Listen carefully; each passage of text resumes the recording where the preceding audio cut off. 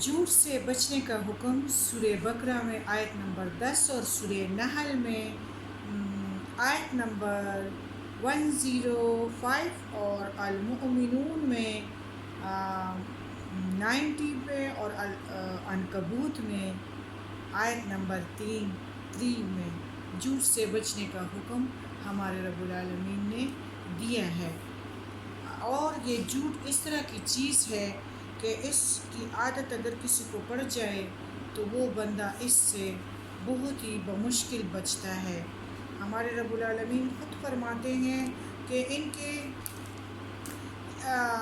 کے لیے آیت نمبر 10 میں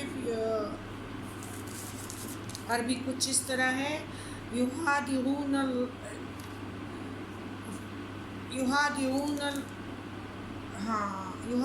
اللَّهَ وَالَّذِينَ آمَنُوا وَمَا يَخْدَعُونَ إِلَّا أَنفُسَهُمْ وَمَا يَشْعُرُونَ۔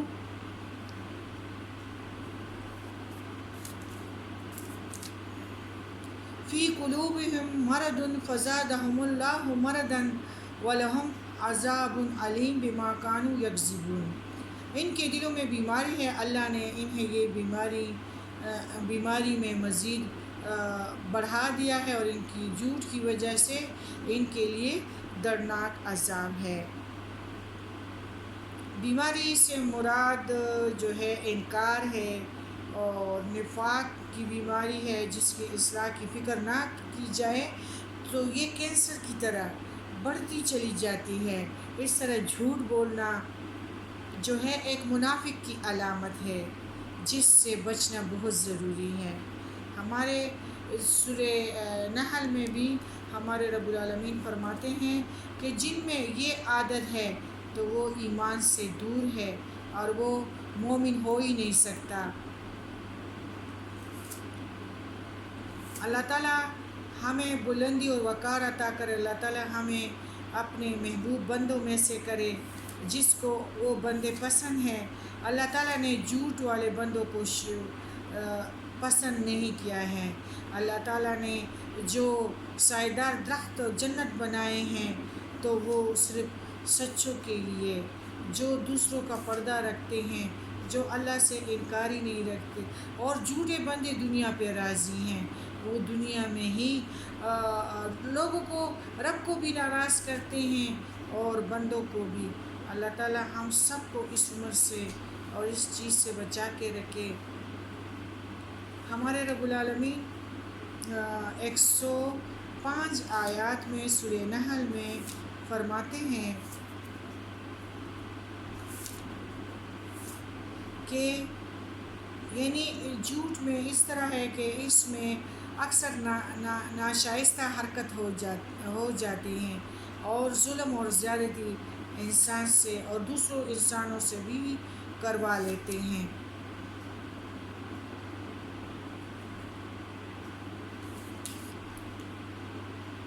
یعنی جھوٹ وہی لوگ باندھتے ہیں جنہیں اللہ کی آیاتوں پر ایمان نہیں، یہی لوگ جھوٹے ہیں۔ ہمارا پیغمبر تو ایمانداروں کا سردار اور ان کا قائد ہے۔ ہمارے نبی کریم صلی اللہ علیہ وسلم فرماتے ہیں وہ بندہ مومن ہو ہی نہیں سکتا جو جھوٹ بولنے والا ہو اور جو غیبت کرنے والا ہو، وہ کس طرح اللہ پر افطرا باندھ سکتا ہے۔ یہ کتاب اللہ کی، جو شخص اپنے ایمان کے بعد اللہ سے انکار کرے بحیث اس کے جس پر جبر کیا جائے اور اس کا دل ایمان سے پر ہو اور ان کے دل میں ایمان برقرار ہو، مگر جو کوئی کھلے دل سے انکار کرے تو ان پر اللہ کا غضب ہے اور انہی کے لیے دردناک عذاب ہے۔ ہمارے رب العالمین یعنی اہل علم کو اس بات پر اجماع ہے کہ جس شخص کو انکار پہ یا کفر پہ مجبور کیا جائے، وہ جان بچانے کے لیے قولاً یا فعلاً کوئی اس طرح جھوٹ بولے یا انکار کرے، کفر کرے، جبکہ اس کا دل ایمان پر مطمئن ہو تو وہ بندہ جھوٹا نہیں ہے۔ اور نہ اس کی بیوی اس سے جدا ہوگی، اور نہ اس پر دیگر احکام کفر لاگو ہوں گے۔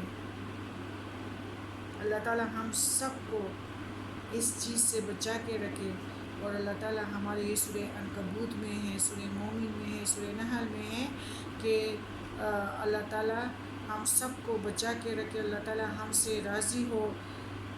رضی اللہ عنہ ورضوا عنہ ذالک لمن خشی ربہ، یعنی کچھ شک نہیں، یہی لوگ آخرت میں سخت نقصان اٹھانے والے ہیں۔ اور جن لوگوں نے فتنوں میں ڈالے جانے کے بعد ہجرت کی، پھر جہاد کیا، صبر کا ثبوت دیا، بے شک تیرا پروردگار ان باتوں کے بعد انہیں بخشنے والا اور مہربان ہے۔ یعنی مسلمانوں کا تذکرہ، اور جو کمزور ہے قبول اسلام کے بعد کو کفار کے ظلم و ستم کا نشانہ بنے۔ ہجرت کا حکم ہوا تو اپنے حویش اور کارب وطن، مال جائیداد سب کچھ چھوڑ کر حبشہ مدینہ چلے گئے۔ پھر جب کفار کے ساتھ معرکہ آرائی کا مرحلہ آیا تو مردانہ وار لڑے اور جہاد بھرپور میں حصہ لیا، راہ کی شدت و المناکیوں کو صبر کے ساتھ برداشت کیا۔ ان تمام باتوں کے بعد یقیناً تیرا رب ان کے لیے غفور الرحیم ہے، یعنی رب کی مغفرت اور رحمت کے حصول کے لیے ایمان اور اعمال صالحہ کی ضرورت ہے۔ مہاجرین نے ایمان اور عمل کا عمدہ نمونہ پیش کیا تو رب کی رحمت اور مغفرت سے وہ شاد کامیاب ہوئے۔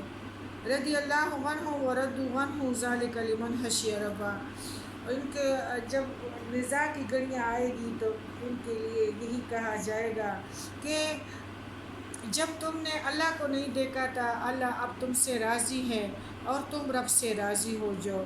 اور ان کی روح کو بڑے آسانی سے قبض کیا جاتا ہے، ان کو ایک سیل بند عطر بوتل ان کے آگے کی جاتی ہیں، عطر، اور وہ خوشبو لے کے، اور اس میں روح پھر محمل میں لپیٹ دیا جاتا ہے۔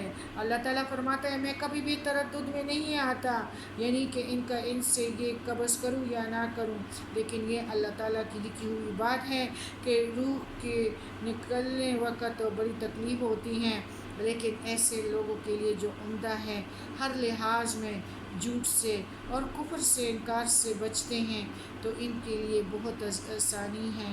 اور ان لوگوں کے جس طرح یعنی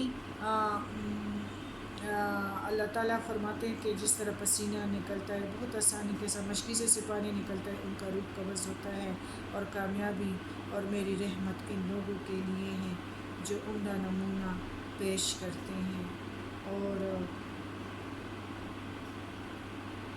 یہ وہ دن ہے یعنی نزاع کے گھڑی انسان نہ باپ نہ بھائی نہ بیٹا بیوی کوئی بھی کام نہیں آئے گا، بھائی بیٹے ماں باپ خاوند بیوی کوئی بھی نہیں، بس اس وقت صرف اپنی فکر ہوتی ہیں اور کہتے ہیں کہ یہ سب لے لو، لیکن